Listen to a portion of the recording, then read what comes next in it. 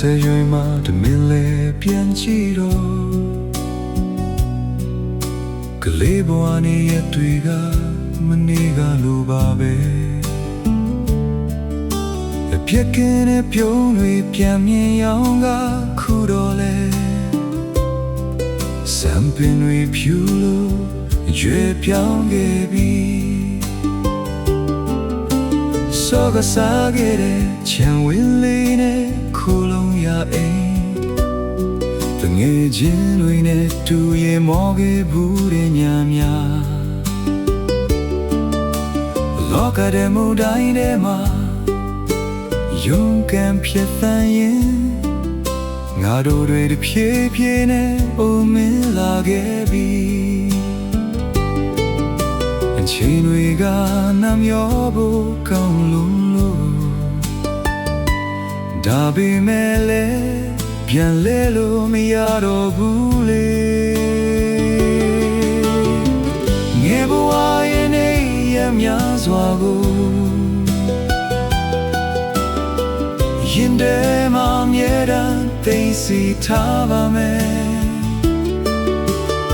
အသက်50မှာပြန်တွေ့မိတိုင်းနှုတ်ခမ်းတောင်လေးမှာအပြုံးတစ်ခုရှိနေစေ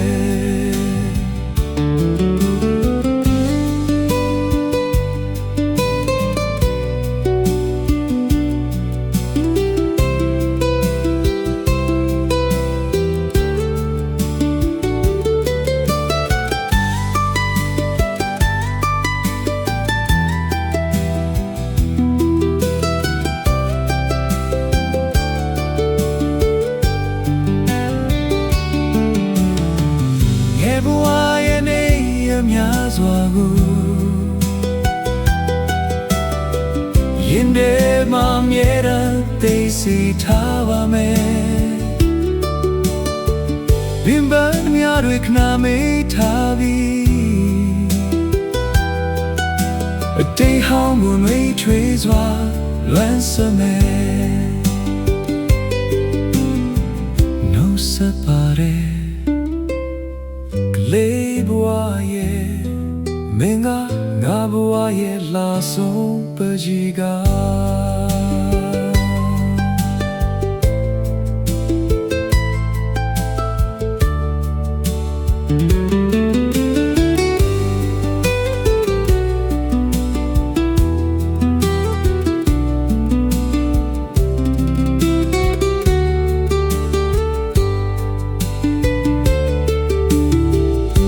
ဘဝကိုလွမ်းဆွပေမဲ့လေ